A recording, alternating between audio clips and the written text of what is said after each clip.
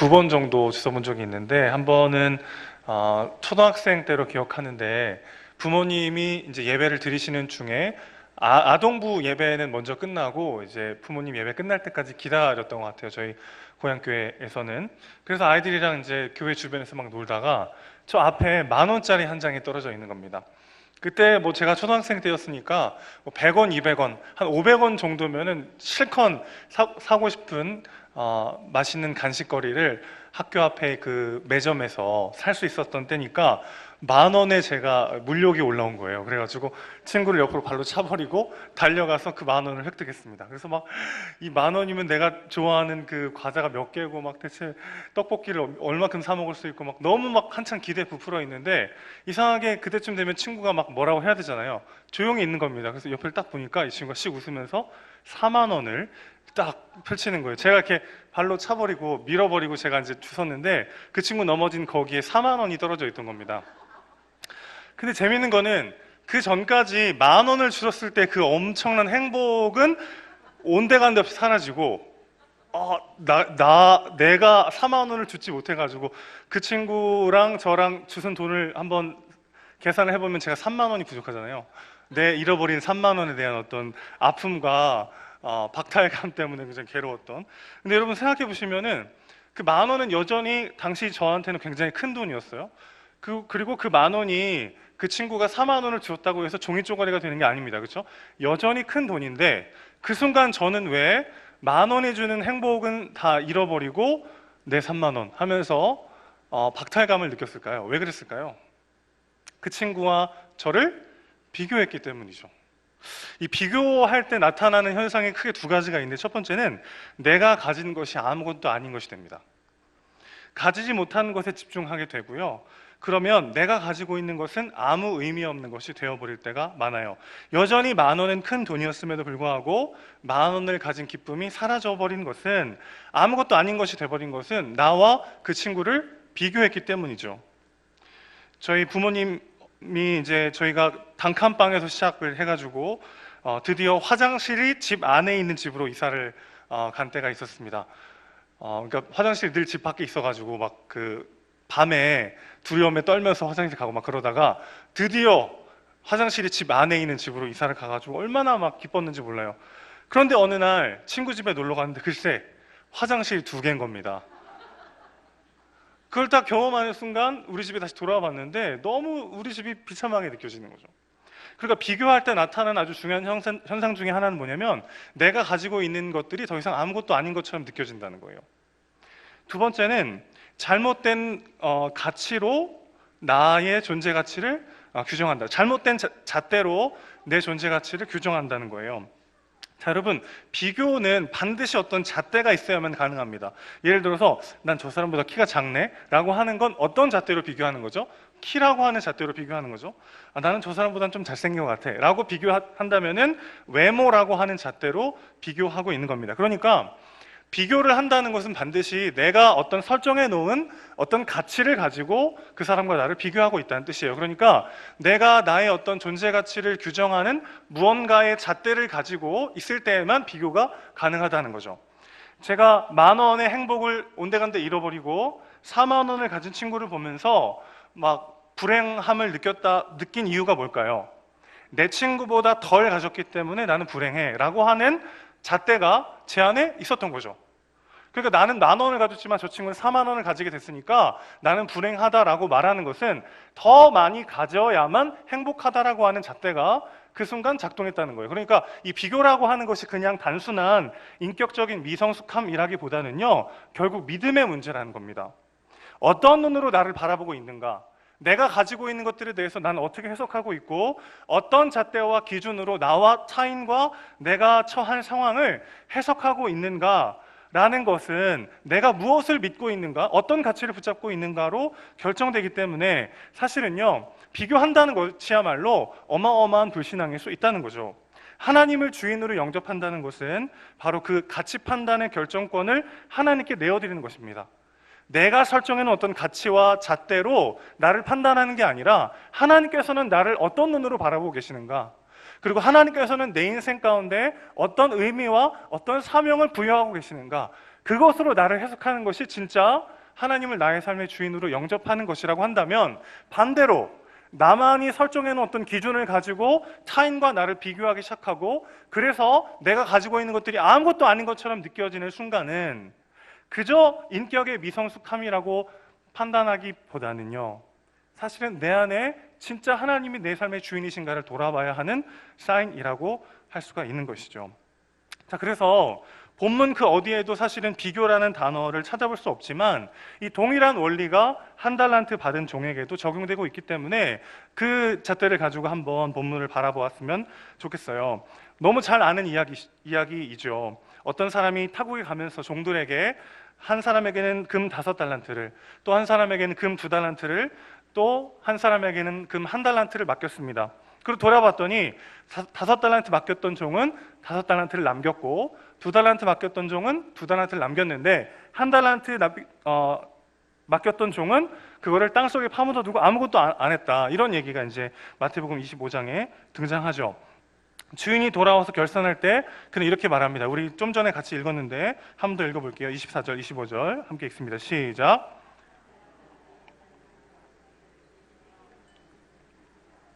심지 않은 데서 거두고 해치지 않은 데서 모으는 줄을 내가 알았으므로 두려워하여 나가서 달란트를 땅에 감추어 두었사옵나이다. 자, 그만. 자, 두 가지를 이야기하고 있어요. 첫 번째는 당신은 심지 않은 데서 거두고 해치지 않은 데서 모으는 사람입니다 라고 평가하고 있고요. 또 한 가지는 당신은 굳은 사람이다, 이렇게 이야기하고 있습니다.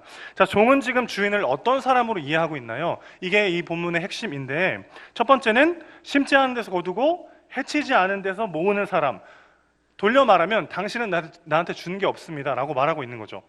심지도 않고 바라고 있습니다 라고 한다는 건 어떤 뜻이에요? 당신은 나에게 맡긴 게 없습니다 라고 말하고 있는 꼴인 거죠. 그런데 사실은요, 금 1달란트라고 하는 양이 결코 작은 양이 아닙니다. 학자마다 이게 어느 정도 되는지를 말하는 기준이 조금씩 다른데, 보통 금 1달란트는 금의 무게 한 20kg에서 40kg 정도 되는 무게를 말한다고 해요. 제가 오늘 오전에 네이버 시세로 한번 쳐봤어요. 보통 이제 평균 33kg 정도가 금 1달란트다라고 이야기하는데, 금 33kg면요 거의 20억 정도 되더라고요. 지금 현재 시세로. 여러분 어느 정도 돼야 놀라실 겁니까요? 20억에 20억. 그러니까 1달란트가 적은 양이 아니라는 거죠. 그런데 지금 이 사람은 당신은 심지도 않은 데서 거두는 사람입니다. 즉 돌려 말하면 뭐예요? 나한테 준 게 없습니다. 지금 자기가 가지고 있는 것이 아무것도 아닌 것이라고 이야기하고 있는 거죠. 또 한 가지는요, 당신은 굳은 사람입니다 이렇게 이야기하고 있는데, 이건 무슨 뜻이냐면 당신 엄하고 가혹한 사람이다, 아주 모진 사람이다. 그래서 당신이 두려워서 나는 이것을 그냥 땅에 묻어두었다라고 말하고 있죠. 자, 제대로 남기지 못할 것에 대한 두려움이 그에게 있었다는 거예요. 왜 두려웠습니까? 1달란트 받은 종에게는요 잘못된 잣대가 있었어요. 어떤 일을 얼마나 훌륭하게 해내느냐로 나의 가치가 결정된다라고 하는 자신의 잣대가 있었던 거죠. 그런데 여러분 한번 생각해 보시면요, 1달란트 받은 종 입장에서는 2달란트, 5달란트 받은 종이랑 출발부터 달라요. 그렇죠? 열심히 해가지고 1달란트 남겨봤자 2달란트 받은 사람의 출발점밖에 되지 않습니다. 5달란트 받은 사람하고는 뭐 비교가 되지 않는 거죠. 그런데 주인이 얼마를 남겼느냐라는 잣대로 그들을 대하지 않았어요.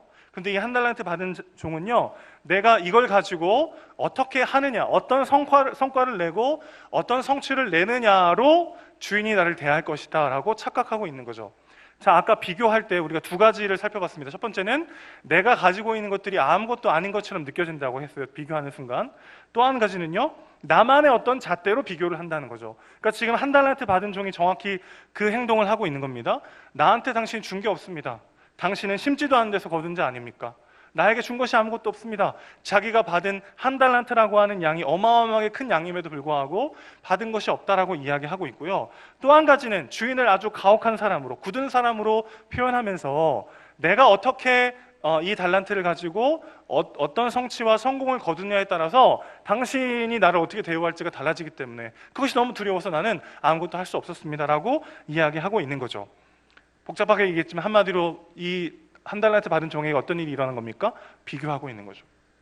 2달란트 받은 종과 5달란트 받은 종과 비교하면서 자신의 비참함을 지금 호소하고 있는 것입니다. 자, 그런데 여러분, 동일한 일이 우리 가운데 너무나도 많이 벌어지죠.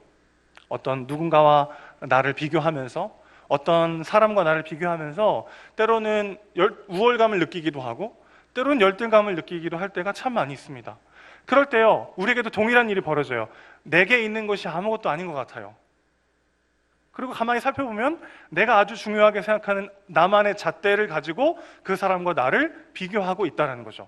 그 외모가 될 수도 있겠고, 돈이 될 수도 있겠고, 나의 스펙이 될 수도 있겠고, 뭐 여러 가지 잣대가 있을 수 있지만 분명한 것은 내가 비교하고 있는 순간 내가 아주 중요하게 생각하는 내 존재 가치를 결정하는 잣대가 있기 마련이고, 그 잣대를 가지고 그 사람과 나를 비교하기 때문에 하나님께서 내게 주신 것은 전혀 의미 없는 것으로 느껴지게 된다는 것입니다. 그런데 주인이 돌아와서 종들을 칭찬하는 모습을 보면요, 그가 얼마나 이 한 달란트 받은 종이 주인을 얼마나 오해했는지를 알게 돼요. 여러분, 우리는 비교할 필요가 없습니다. 왜 그렇습니까? 하나님께서 우리가 무언가를 성공하고 성취하고 더 사랑받을 만 해서 사랑하신 것이 아니라 존재 자체를 사랑하시기 때문이죠. 그 하나님의 말씀을 오늘 같이 이 주인의 칭찬을 통해서 같이 한번 나눠보고자 합니다. 왜 비교할 필요가 없을까요? 첫 번째예요. 2달란트, 5달란트 남긴 종을 칭찬하는 모습을 보면요, 토시 하나도 틀리지 않고 똑같이 칭찬합니다. 여러분, 오늘 읽지 않았지만 앞부분 보시면요, 5달란트 받은 종이 자기가 받은 것을 이야기하자 주인이 칭찬하는 부분이 21절에 나와요. 그리고 2달란트 받았던 종이 자기가 2달란트 남겼다는 것을 이야기하자 칭찬하는 말이 23절에 나옵니다.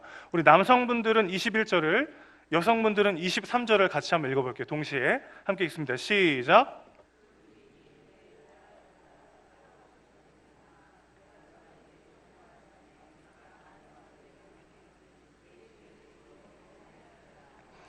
때로는 별것 아닌 것 같은데 그게 별것인 경우가 참 많은 것 같아요.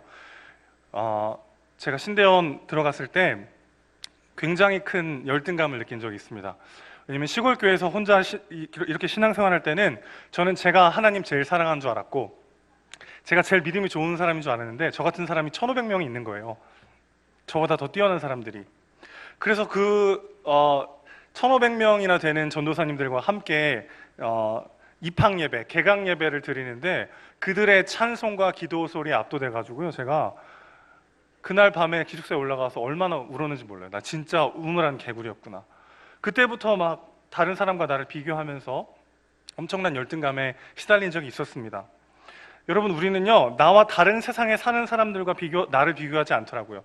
여러분 중에 혹시 김태희랑 자기 외모를 늘 비교하면서 자괴감을 느끼신 분이 있나요? 없어요, 그런 사람. 우리는 누구랑 나를 비교하죠? 나와 가까운 사람들이요. 내 친구, 내 동기, 나와 다를 바가 없다고 생각했던 사람들과 스스로를 끊임없이 비교하죠. 저도 비교해서 자유로운 사람인 줄 알았는데 신대원 가보니까 동기들과 끊임없이 나를 비교하고 있는 거예요.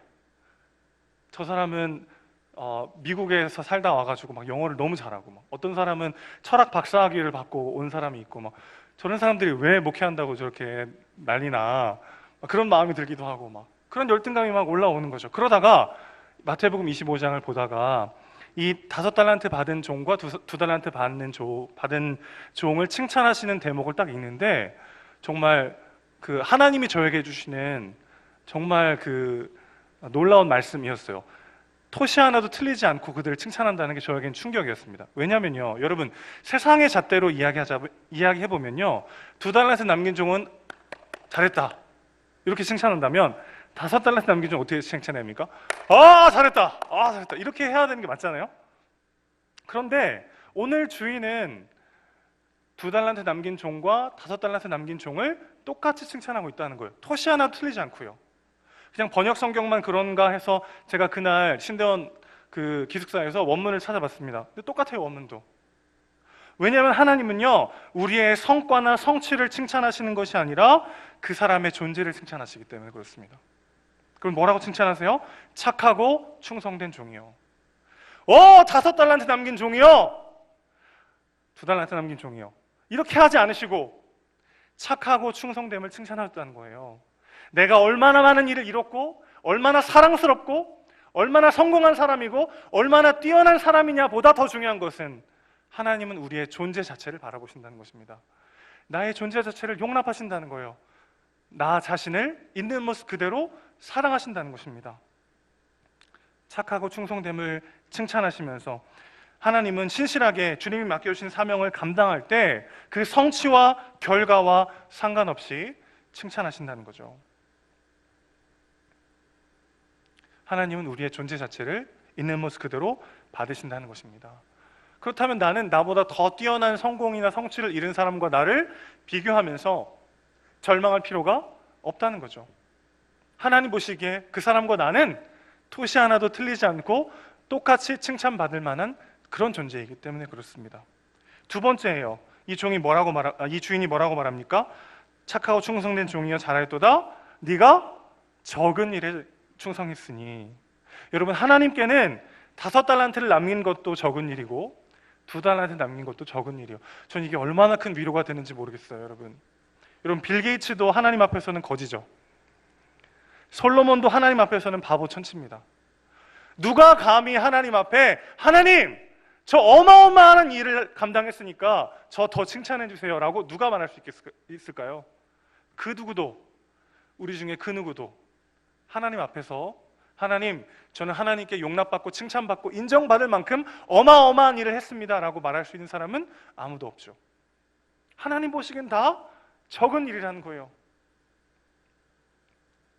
그러니까 내가 굉장히 뛰어나고 무언가를 잘 했을 때 착각하지 말아야 될 것은 그것들을 가능하게 하신 것은 다 하나님의 은혜라는 거죠. 우리가 누리고 있고 우리가 가지고 있는 것 중에 하나님께 받지 않은 것이 무엇입니까? 다 하나님의 은혜 아니었다면 할 수 없는 거죠.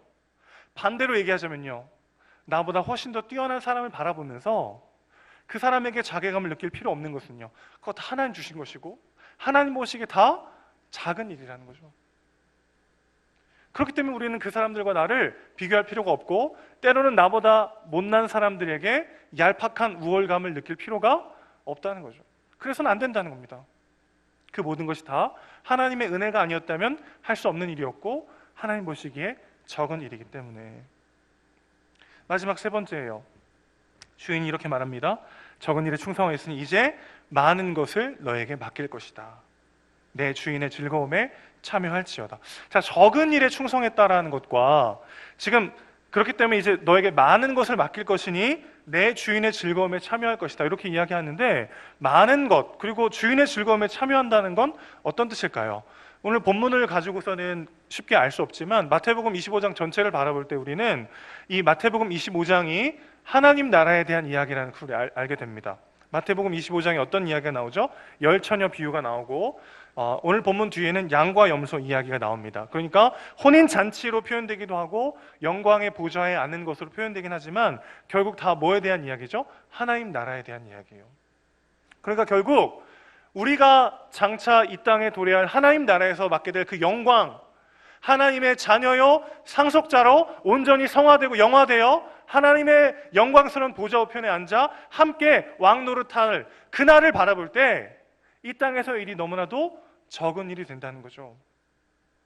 결국 많은 것을 맡기시고 주인의 즐거움에 참여하게 된다는 것은 우리가 하나님 나라의 상속자가 될 것임을 이야기하고 있고, 우리가 하나님 나라를 바라보며 오늘을 살아가야 된다는 것을 이야기하고 있는 것이죠.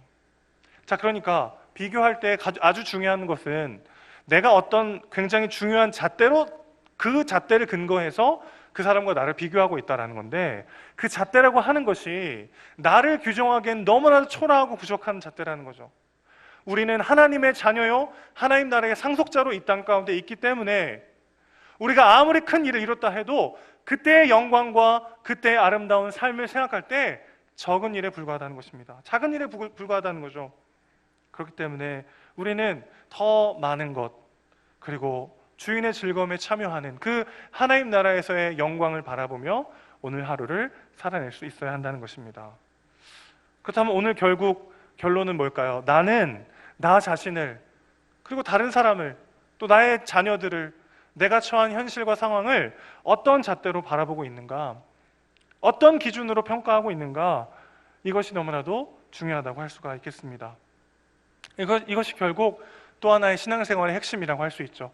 하나님이 바라보시는 나를 한사코 거절하고 내가 생각하는 나, 그리고 다른 사람이 생각할 것으로 여겨지는 나로 그게 나라는 것, 그게 나라고 굳게 믿고 있다는 것은 또 하나의 불신앙이라는 거죠. 여러분은 여러분 스스로를 어떤 잣대로 평가하고 계십니까? 무엇을 기준으로 여러분의 존재 가치를 평가하고 계십니까? 하나님은 우리를 있는 모습 그대로 사랑하시죠. 그리고 우리가 적은 일에 충성할 때 하나님은 잘했도다 착하고 충성된 종이여라고 우리에게 말씀해 주십니다. 그리고 많은 것을 우리에게 맡길 것이니 주인의 즐거움에 참여할 것이라고 이야기하시죠. 즉 하나님 나라의 그 영광스러운 생명을 우리에게 부여하셨습니다. 그것이 우리에게 실제가 될 때 오늘 우리가 갖고 있는 그 잣대들이 무너져 내리게 되는 거죠. 얄팍한 나의 잣대로 나와 내 자녀와 내 삶을 다른 사람을 판단하던 그 마음을 다 내려놓고, 그래서 비교가 주는 때로는 우월감과 열등감 속에 왔다 갔다 하면서 괴로워하던 그런 초라한 존재가 아니라 이제는 그 하나님 나라의 영광과 가치가 나를 사로잡을 때 그것이 주는 기쁨과 자유가 우리 안에 가득하게 될 줄로 믿습니다. 저희 참 오랜 기도 제목인데요. 저희 가정이 셋째를 입양하려고 하고 있습니다. 뭐 아시는 분들도 많이 계실 텐데 저희가 셋째 아이를 입양하려고 이렇게 알아보니까 그 정부에서 허가를 내릴 때 생각보다 까다롭더라고요. 그 기준이 뭐 예를 들어 아빠의 외모를 본다 그래서 벌써 입양을 했을 텐데 저희가 그런 거는 보지 않더라고요. 불행스럽게도 죄송합니다. 근데 그런 걸 보는 게 아니라 뭐 저희가 도저히 이제 맞출 수 없는 여러 가지 기준들이 까다롭게 있더라고요.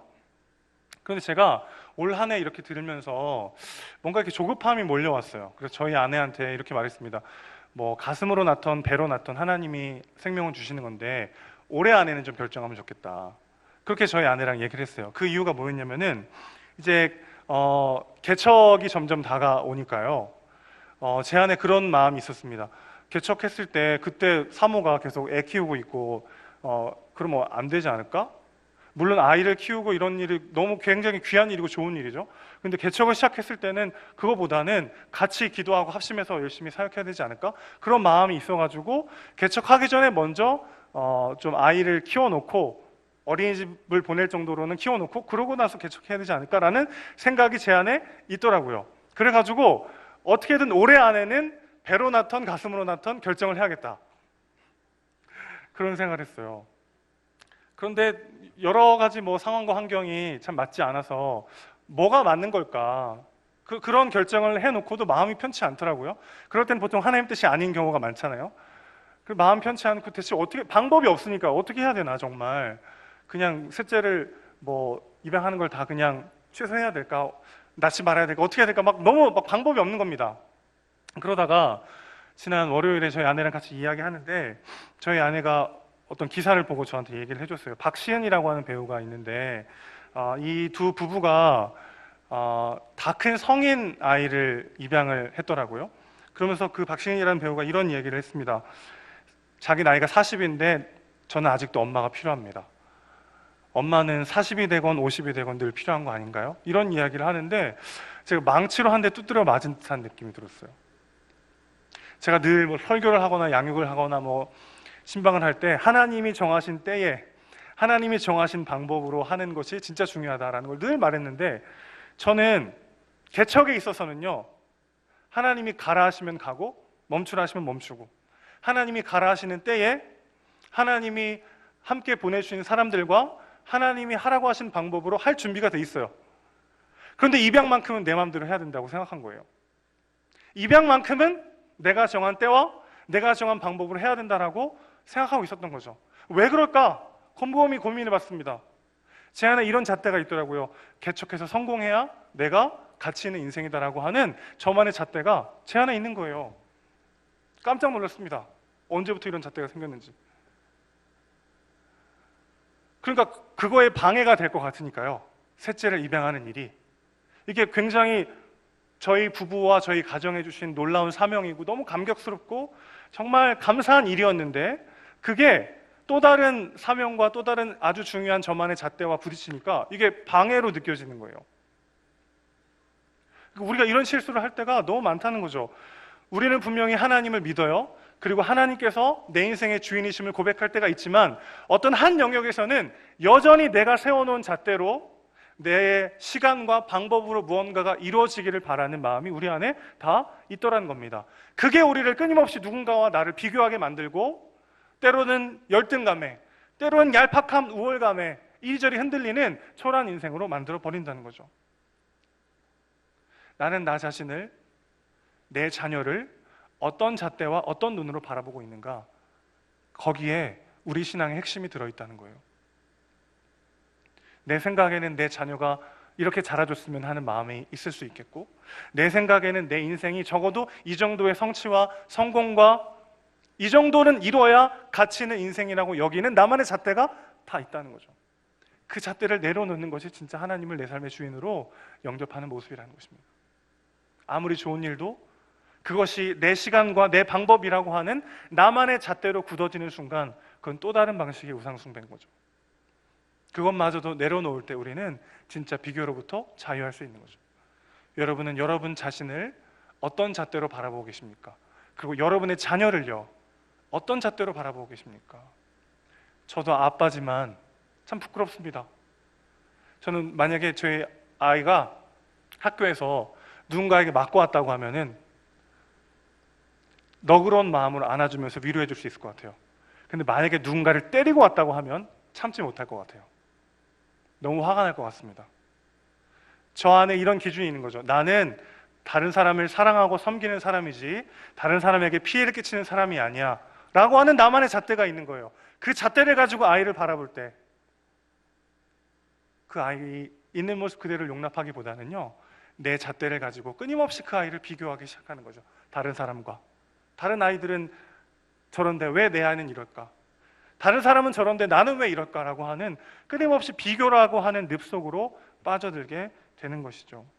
결국 오늘 본문을 통해서 우리는 무엇을 배웁니까? 내가 설정해 놓은 그 기준, 내 잣대, 그것을 내려놓고 하나님이 뭐라고 말씀하시는지 귀를 기울여야 하는 거죠.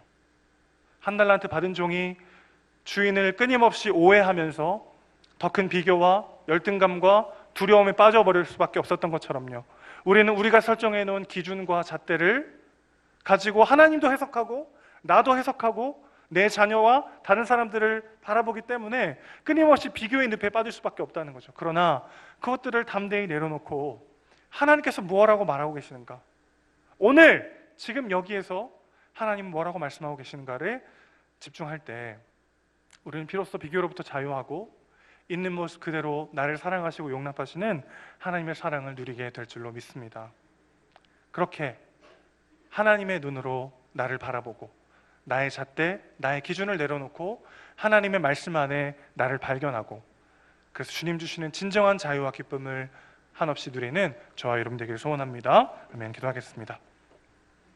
아버지 하나님, 끊임없이 나만의 잣대로 나만의 기준으로 나를 해석하기 시작할 때 내게 있는 것이 아무것도 아닌 것처럼 여겨지고 다른 사람과 나를 비교하며 절망할 때가 참 많음을 고백합니다.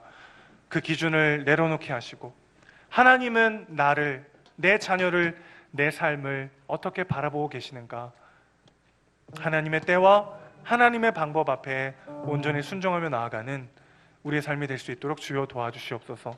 우리의 있는 모습 그대로를 용납하시고 사랑하시며 주님 안에 착하고 신실한 종으로 남아있는 내 있는 모습 그대로를 사랑하시는 주님을 바라보며 오늘 하루 그 사랑이 주는 진짜 자유와 기쁨을 누리는 우리가 될 수 있도록 아버지 함께하여 주시옵소서. 우리 사랑이시고 주인이신 예수님의 이름으로 기도합니다. 아멘.